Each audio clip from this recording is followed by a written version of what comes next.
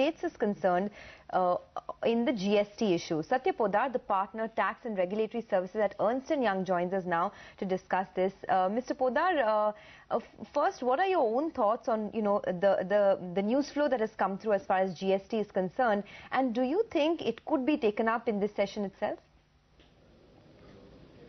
Well, in my view, from the news I hear, the Select Committee is not going to make any fundamental changes in the design of the GST or the Constitutional Bill. It's largely going to be a rubber stamp of what is already referred to the committee. This is unfortunate because the Constitutional Bill and the design of the GST enshrined in the Constitutional Bill is flawed in many respects. And in some ways, it was an opportunity for the government to have those flaws corrected in the Select Committee. But for some reason, the debates have turned entirely political in the Select Committee. As a result, many of the thoughtful recommendations made by the opposition parties, made by all of the industry submissions, are being rejected. For example, the 1% tax on the interstate supplies of goods. There has been virtually unanimous consent from all of the industry representatives that this tax is retrograde and it should not find its way in the final bill. And obviously, even many of the members of the committee were sympathetic to those pleas of the industry. But I'm told that as of now, the Select Committee has not accepted any of those recommendations. The same thing is true for the base broadening. Taxpayers want the base to include beer, alcohol, petroleum, electricity, and even construction inputs. But again, the committee is not conceding anything.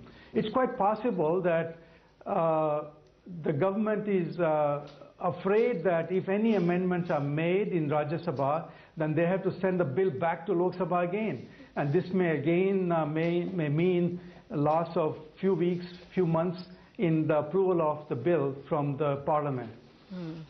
But on the other hand, if there's no consensus and there's no acceptance of the industry demands, then you really wonder what's the point of rushing through the bill, which is flawed and half-baked. I agree with you, Mr. Poddar. You have been alerting us to this, to the deleterious impact or the cascading impact of that 1% manufacturing tax, and as well keeping out these four large elements out of the GST net. But what would you think, therefore, will be the revenue neutral rate if you have to account for this 1% as well as for the absence of these four elements?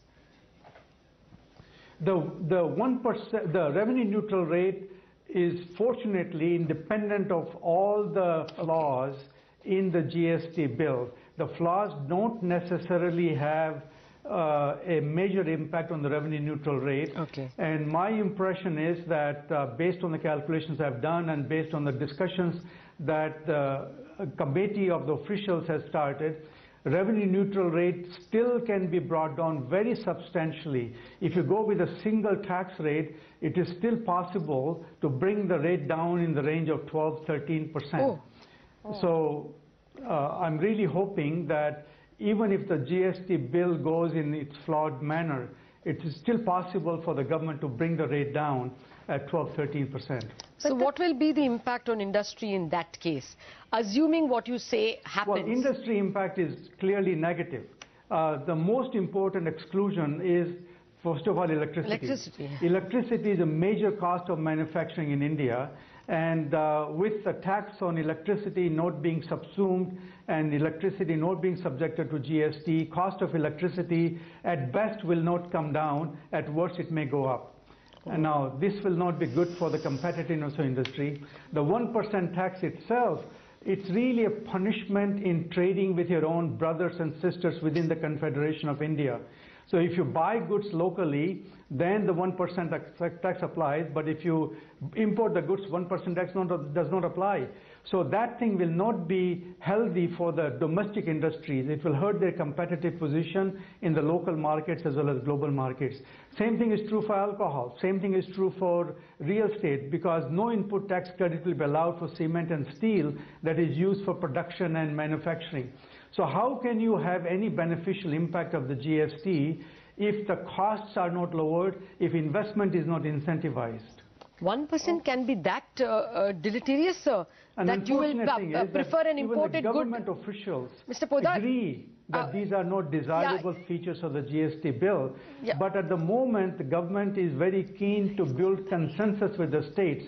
States themselves are not being very economic in their thinking, in their demands. They are simply driven by no loss of revenue, no loss of revenue. It's a big deal. How can the GST result in a loss in revenues? If anything, all the undesirable features being imposed on the GST designed by the states, they will cause a loss in revenues. If you go to a better design of the GST, Mr. Poddar, there will be no loss in revenues whatsoever.